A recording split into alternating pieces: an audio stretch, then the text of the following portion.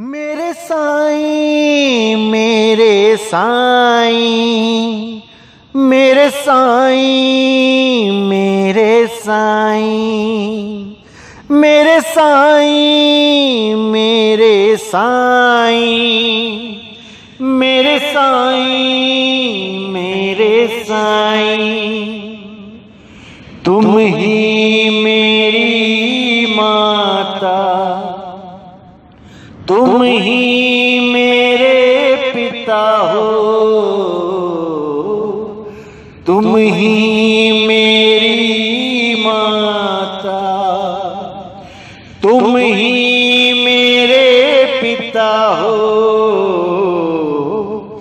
तुम ही बंधु मेरे, तुम ही मेरे सखा हो, तुम ही बंधु मेरे, तुम ही मेरे सखा हो।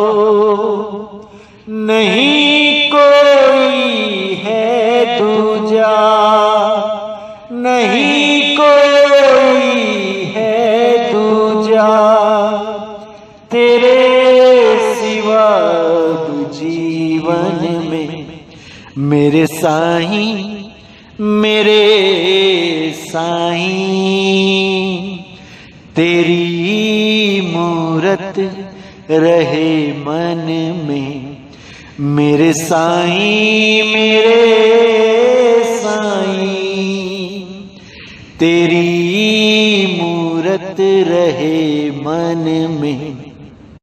यही वरदान मैं चाहूं, यही वरदान मैं पाऊं, रहे तू ही सिमरन में, मेरे साईं मेरे साईं तेरी मूरत रहे मन में, मेरे साईं मेरे साईं तेरी मूरत रहे मन में, मेरे साईं मेरे साईं मेरे साईं मेरे साईं मेरे साईं मेरे साईं मेरे साईं मेरे साईं मेरे साईं मेरे साईं मेरे साईं मेरे साईं। नमस्कार मेरे प्यारे भाइयों, मेरे परम पिता परमात्मा के प्यारे जीव हंसों, मैं मालिक से यही अरदास करता हूं कि आप सब मेरे भाइयों का विवेक पहले से ज्यादा और ज्यादा से ज्यादा बढ़ता ही जाए, और ऐसी कोई दुविधा ना रहे जो मेरे भाइयों को 1% भी भ्रम में डाल सके, क्योंकि मेरे भाइयों ये भ्रम भूत ही हमारी मुक्ति ना होने का मूल कारण है। अगर हमने इस भ्रम भूत को भगा दिया तो हमें कोई रोक नहीं सकता मुक्त होने से, लेकिन ये भ्रम ऐसा है कि भागने का नाम ही नहीं लेता, नाम ही नहीं लेता, क्योंकि भरमाने वाले इतने हैं जिसकी गिनती नहीं की जा सकती। एक से बच के बाहर आते हो, दूसरा तैयार बैठा है भरमाने के लिए, दूसरे से बच के बाहर निकलते हो, तीसरा चौथा पांचवा बैठा है भरमाने के लिए। कैसे बाहर निकलोगे इनके जाल से? जब तक मेरे भाइयों अपना विवेक नहीं जगाओगे, जब तक इनके जाल को नहीं तोड़ पाओगे। तो हमने बस ये विवेक लगाना है कि इनके पास जाल है कौन सा, कौन से जाल में उलझाते हैं ये जीव को, हमने केवल इस पे विचार करना है। तो साहिब कहते हैं, बावन के जंजाल में फंस गया ये संसार, और सिमरन 52 का करे, कैसे लागे पार। ये सारा ही संसार 52 अक्षरों में ऐसा उलझ गया है कि अब बाहर नहीं निकला जाता। इतनी भाषाएं, इतने अक्षर, इतने नाम, इतने शब्द, इतने धर्म कर्म, सब कुछ 52 में ही हो रहे हैं। 52 में ही सब उलझ गए हैं।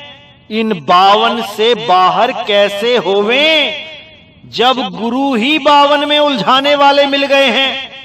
कैसे बात बनेगी?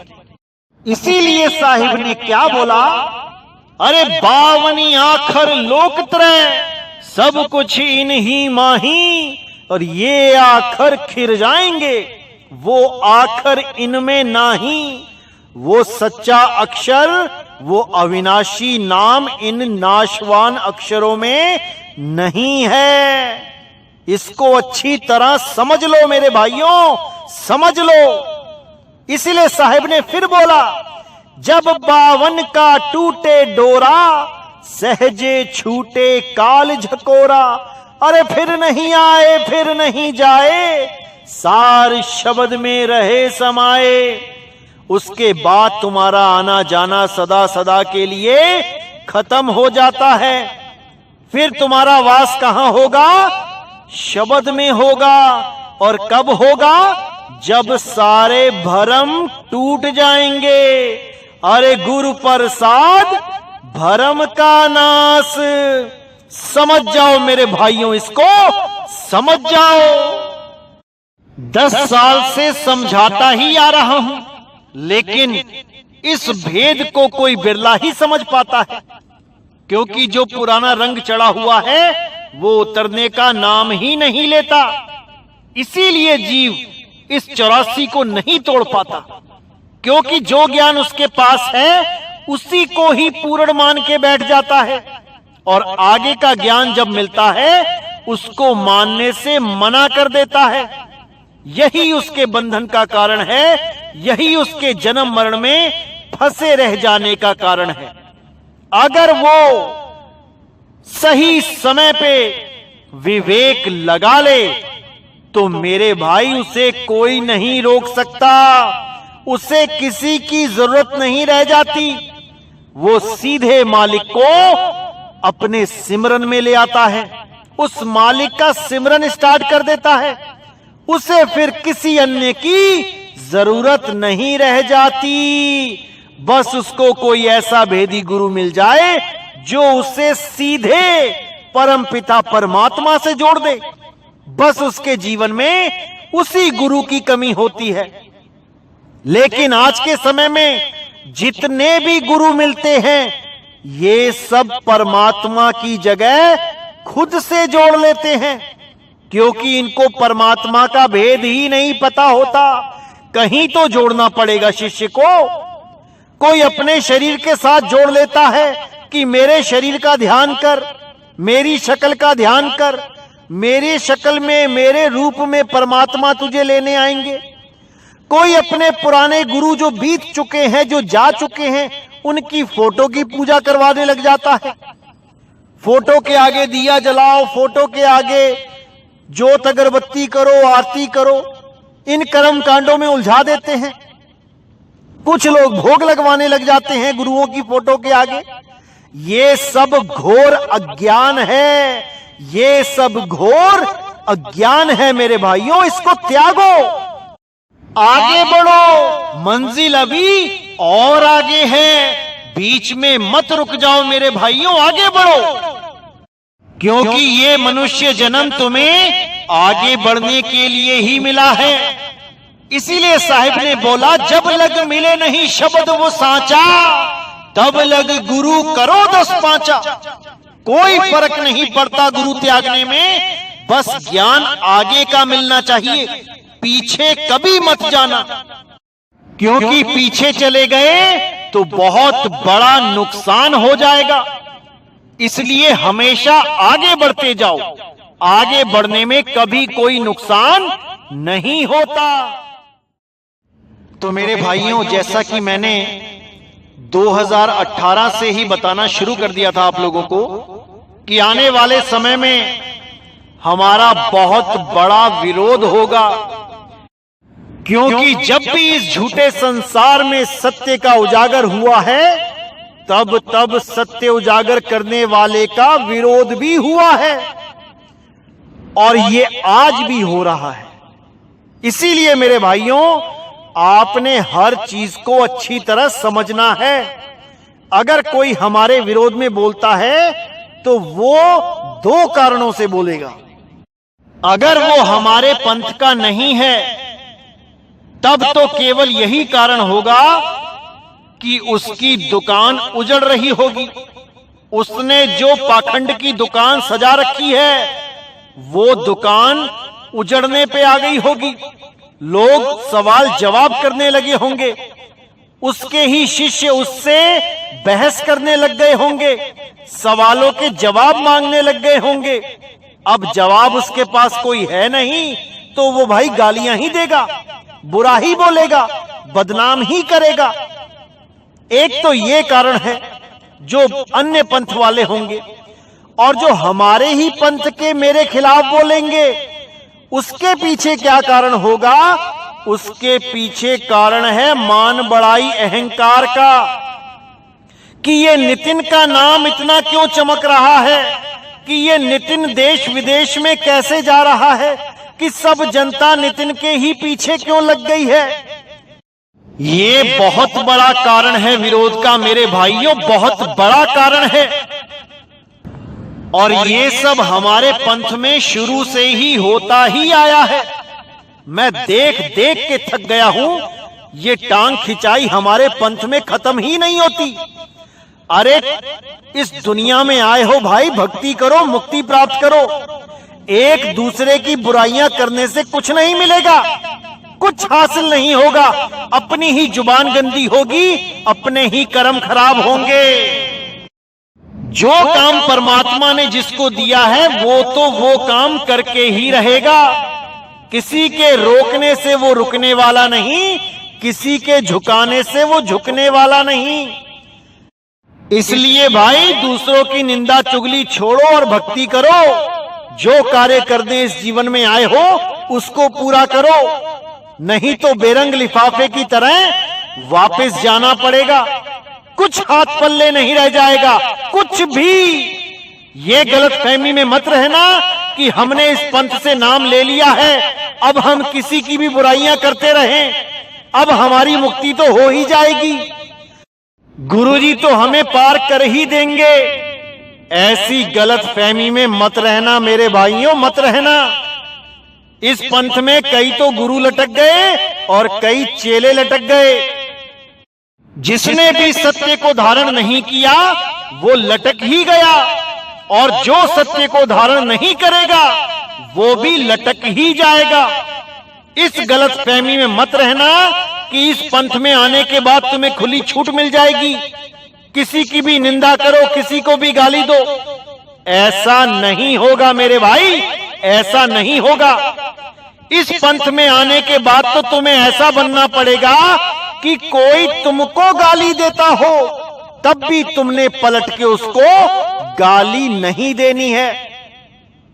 इस पंथ में आने के बाद तो तुम्हें ऐसा बनना पड़ेगा, कोई कितना ही झगड़ा क्यों ना हो रहा हो आश्रम में, तुम्हें बीच में नहीं पड़ना है। तुम क्या करने आए हो इस पंथ में, उस पे फोकस रखो। ना तो तुम्हें किसी गुरु या साधु से मतलब होना चाहिए कि वो क्या कर रहा है, और ना ही तुम्हें किसी चेले से मतलब होना चाहिए। तुम क्या करने आए हो, तुम्हें केवल अपने कार्य सिद्धि से मतलब होना चाहिए। तुम्हारा कार्य सिद्ध होना चाहिए, छोड़ो बाकी को। कौन क्या करता है उसको छोड़ो, तुम क्या कर रहे हो ये देखो, इससे तुम्हारी मुक्ति होगी। सत्य को धारण करके तुम्हारी मुक्ति होगी। इसीलिए साहेब ने बिल्कुल क्लियर कर दिया कि ध्यान मूल गुरु रूप है और पूजा मूल गुरु पाओ, मंत्र मूल गुरु वचन है, मोक्ष मूल सतभाव। तुम्हारा भाव सत्य होना चाहिए। तुम्हें ना तो कोई बैरी दिखाई देना चाहिए, ना ही कोई मित्र। इन दोनों से ही भिन्न हो जाओ, इन दोनों से ही परे हो जाओ। अरे कबीर खड़े बाजार में चाहे सबकी खैर, ना काहू से दोस्ती ना काहू से बैर। अगर तुम्हारे मन में किसी के लिए बैर है, तुम किसी का बुरा सोच रहे हो, तो मेरे भाई जितना मर्जी जोर लगा लेना, तुम्हारी मुक्ति नहीं हो सकती। जितना मर्जी जोर लगा लेना, क्योंकि वो वैर विरोध का बीज तुम्हारे मन में पड़ा है। अब जो बीज मन में पड़ा है वो तो पेड़ बन के ही रहेगा, कोई रोक नहीं सकता उसे, कोई नहीं। इसीलिए मेरे भाई ये बीज पड़ने ही नहीं देना है। कोई मेरे खिलाफ कितना ही जहर क्यों नहीं उगल रहा हो, तुमने गलत नहीं बोलना है। हाथ जोड़ो और आगे निकल जाओ। विरोधियों का तो कार्य ही यही है, खुद तो उलझते ही हैं और सामने वाले को भी उलझाते हैं। वो यही चाहते हैं कि तुम बहसबाजी में पड़े ही रहो, क्योंकि उनका एक ही काम होता है, तुम्हारा जन्म बर्बाद करना। कोई भी विरोधी तुमसे बहस करता है, उससे बहस नहीं करनी है। हाथ जोड़ो, नमस्कार करो और आगे बढ़ जाओ। कब तक बहस करेगा, कब तक तुम्हें झंझोड़ेगा, कभी तो थकेगा। बस तुमने उसी समय का इंतजार करना है। तुमने पलट के जवाब नहीं देना है। वो धीरे धीरे धीरे खुद ही हार मान के चला जाएगा। लेकिन अगर तुम उकसाने पे जवाब दे बैठे, तब मेरे भाई पूरा दिन पूरी रात काली कर देगा तुम्हारे साथ। इसलिए किसी भी विरोधी से कोई बात करनी ही नहीं है। अरे जो करेगा सो भरेगा, तू क्यों भया उदास। हमने केवल अपनी मुक्ति देखनी है, हमने ठेका नहीं लिया हुआ है इस जहान का कि कौन क्या कर रहा है कौन नहीं। हमने उस सत्य ज्ञान को पकड़ना है और निकल जाना है इस काल की नगरी से। तो मेरे भाइयों, जैसा मैंने बोला था बिल्कुल वैसा ही हो रहा है। हमारे आश्रम के भी लोग मेरे खिलाफ बोलने लगे हैं, बहुत कुछ बोलते हैं, झूठे झूठे इल्जाम लगाते हैं, लेकिन आपने पलट के जवाब नहीं देना है। कबीर साहब ने साफ बोला है, एक डाल दो पंछी बैठे, एक गुरु एक चेला। गुरु की करनी गुरु भरेगा, चेले की करनी चेला, तू उड़ जा हंस अकेला। हमने न्यायाधीश नहीं बनना है, हमने यहां पे गलत सही का फैसला नहीं करना है। वो कार्य परमात्मा का है, वो स्वयं करेंगे। हमें किसी की चिंता नहीं है, हमें किसी से कोई राग द्वेष भी नहीं है। अगर मेरे खिलाफ किसी ने कुछ बोला है तो वो उसके कर्म है, वो उसकी सोच है। हमने उससे कोई वैर विरोध नहीं रखना है। हमने केवल वो कार्य करना है जिसको पूर्ण करने के लिए परमात्मा ने हमें यहां भेजा है। हमने खुद भी जगना है और औरों को भी जगाना है। यही मनुष्य जन्म का लक्ष्य है, वरना 1,84 तो पड़ी ही हुई है। ना खुद जाग पाओगे, ना किसी को जगा पाओगे। वो जन्म तो वैसे ही बर्बाद जाएंगे। इसलिए मेरे भाइयों, हमने केवल सत्य पे अटल होके खड़े रहना है। सत्य सत्य है, उसको कोई हरा नहीं सकता। इसलिए हमने किसी के साथ कोई बहस नहीं करनी है। जो कर रहा है वो अपने आप भरेगा। हमने उस मालिक की शरण में रहना है, हमने उस शब्द गुरु की शरण में रहना है। सारा हिसाब किताब वो स्वयं ही कर देगा, आप बिल्कुल चिंता ना करें। क्योंकि जो कुछ भी हो रहा है और जो कुछ भी होना है, ये सब प्री प्लान्ड है, ये सब पहले से ही निर्धारित है। हम लोग तो केवल कठपुतलियां मात्र हैं। जब वो डोर खींचता है, हम भी खींचे चले जाते हैं। तो जैसे कि मैंने बताया था कि बहुत सी वाणियों में कोड लगे होते हैं और ये कोड केवल वही डिकोड कर सकता है जिसके लिए ये कार्य निर्धारित किया गया हो। इन कोड को कोई अन्य नहीं खोल सकता, क्योंकि जिसके पास चाबी होगी ताला वही खोल पाएगा। तो आज नास्त्रेदमस की एक वाणी और खोलने का समय आ गया है, जो मैंने पहले भी खोली थी लेकिन पूरी नहीं खोली थी, क्योंकि उस वक्त वो समय नहीं आया था जब आप पूरी वाणी को समझ पाते। लेकिन आज वो समय आ गया है, इसलिए आज वो वाणी खोली जा रही है। और बहुत सी वाणियां हैं जिसके कोड मैंने अभी नहीं खोले हैं। जैसे जैसे समय आता जाएगा सारी वाणियों के कोड खुलते जाएंगे। ये जल्दबाजी का विषय नहीं होता है, ये अभी के अभी बताने का विषय नहीं होता है। जैसे जैसे समय आता जाता है अपने आप ज्ञान खुलता चला जाता है। तो कौन सी वाणी थी जिसके बारे में आज बात करेंगे? The man with the curly black beard will subdue the cruel and proud nation through skill. The great Chyren will take from afar all those captured by the Turkish banner. अब यहां पे जो कोड लगा था Turkish banner, जो मैंने पिछली बार नहीं खोला था, वो इसलिए नहीं खोला था क्योंकि अभी उसका समय नहीं आया था। लेकिन अब समय आ गया है सारी दुनिया को बताने का कि क्या है ये टर्किश बैनर। तो पहले इस वाणी को पूरा समझते हैं। The man with the curly black beard will subdue the cruel and proud nation through skill.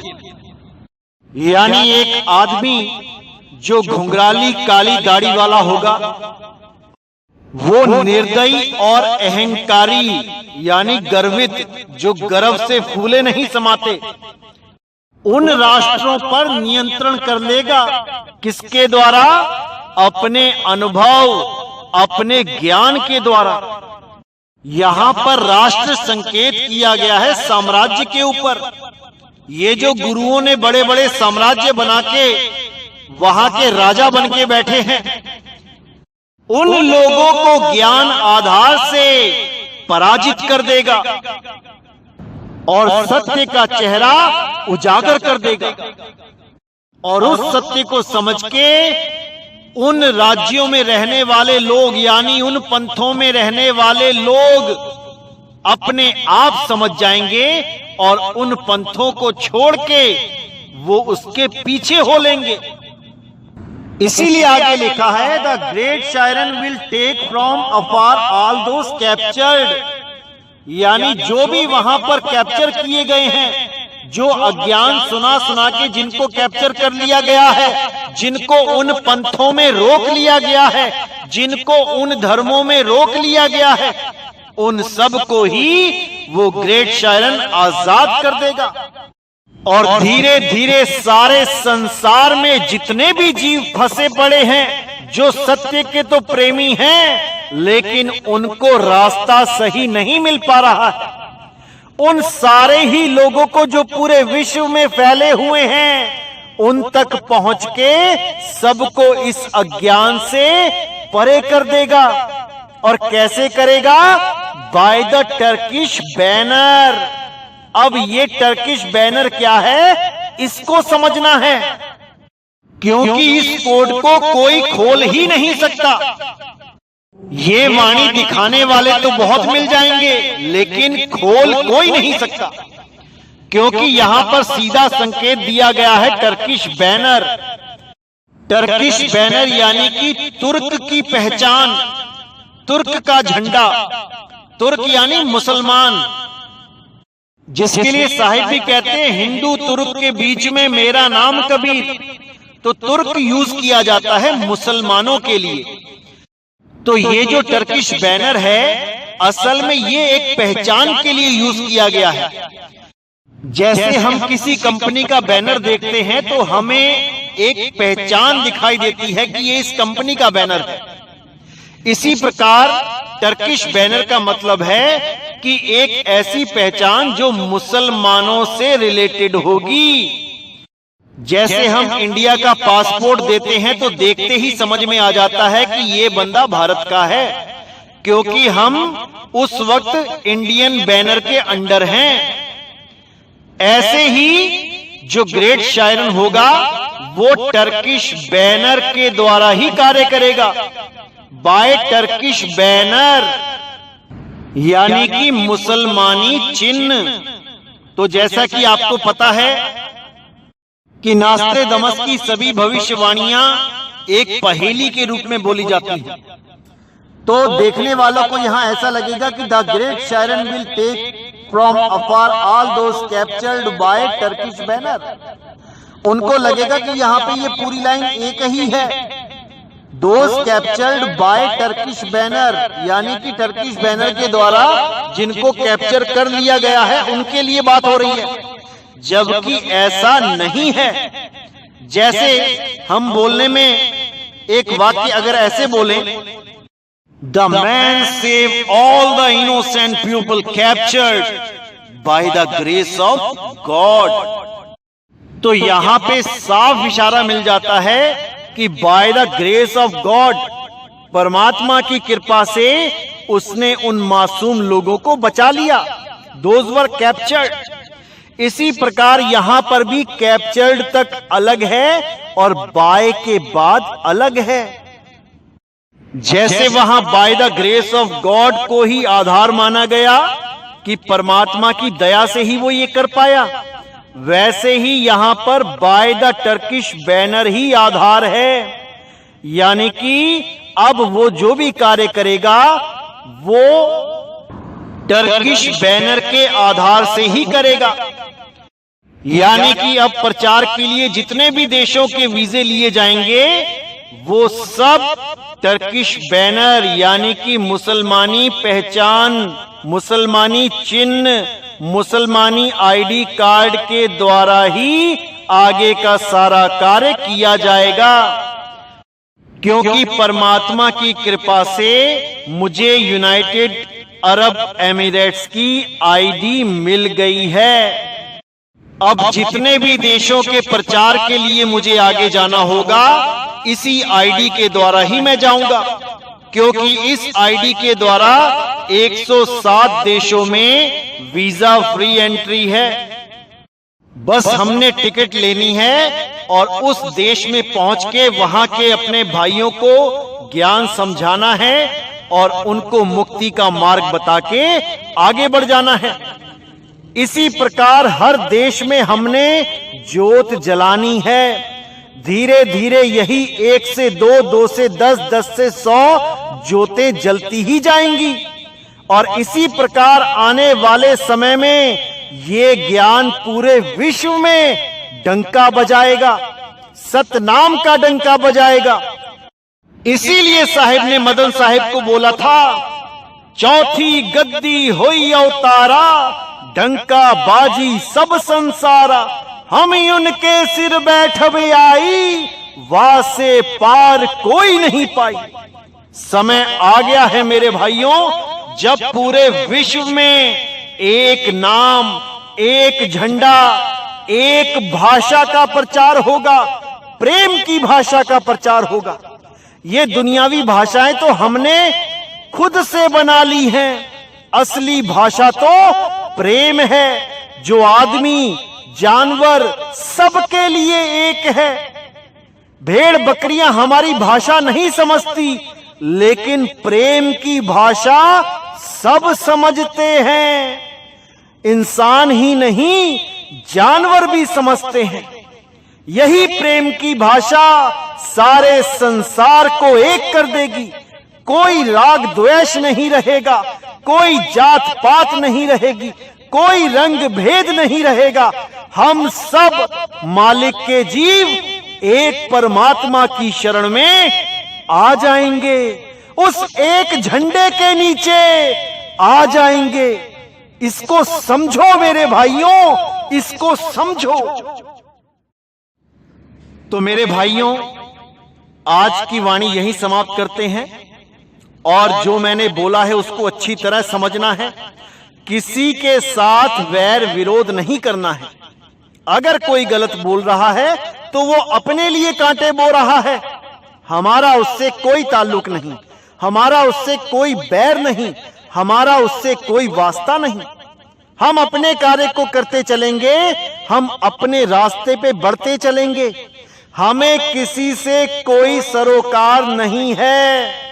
हमें जो परमात्मा ने कार्य दिया है, हमने केवल उस पे फोकस रखना है।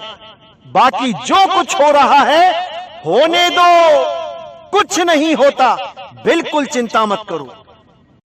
कोई मेरे खिलाफ बोलता है, बोलने दो, कोई फर्क नहीं पड़ता। सत्य को किसी से कोई फर्क नहीं पड़ता। कोई क्या कह रहा है कोई फर्क नहीं पड़ता। हमें पता है कि हम कहां पे स्टैंड कर रहे हैं, हमें पता है कि हम सत्य के साथ हैं।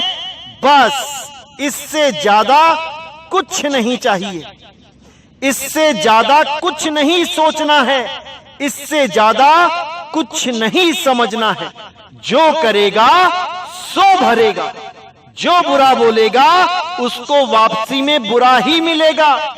क्योंकि ये प्रकृति है मेरे भाई, जो प्रकृति को दोगे वही वापस पाओगे। इसीलिए साहिब ने बोला, आवत गारी एक है, उल्टत होए अनेक, कहे कबीर नहीं उल्टिए, वो रही एक की एक। अगर किसी ने मुझे गाली दे दी है, कोई बात नहीं, समय बीत जाएगा, समय के साथ ही वो बात भी खत्म हो जाएगी, कुछ नहीं होने वाला। लेकिन अगर हम उस गाली पे एक गाली और दे देंगे तो वो 1 से 2, 2 से 4, 4 से 10 होती ही जाएंगी। और वो कार्य करने के लिए हम इस दुनिया में नहीं आए हैं। हम यहाँ पर केवल और केवल एक झगड़ा सुलझाने आए हैं। कौन सा झगड़ा है वो है राम नाम का झगड़ा, वो है सच्चे नाम और झूठे नाम का झगड़ा। इसी झगड़े से फुर्सत नहीं है हमें। हम किसी और से झगड़ा क्या करें? झगड़े वो करते हैं जिनको कोई और काम नहीं है। भाई हमारे पास तो समय ही नहीं है जो हम किसी से झगड़ा करें। तो मेरे भाइयों, अच्छी तरह विचार करना है, अच्छी तरह समझना है, एक एक बात पे विचार करना है। तो इसी के साथ मुझे विदा करें और अगला सत्संग बहुत जल्दी आएगा और मैं भारत भी बहुत जल्दी आने वाला हूं। बस आप इंतजार कीजिए। आते ही जो लोग नाम दीक्षा के लिए व्याकुल हैं उन सबका कल्याण किया जाएगा, सबको नाम से जोड़ा जाएगा। तो इसी के साथ मैं वाणी पे विराम देता हूं। बोलिए सतगुरु बंदी छोड़ सतगुरु सत्य कबीर साहिब की सदा ही जय हो, सदा ही जय हो मेरे मालिक की सतनाम साहिब बंद की।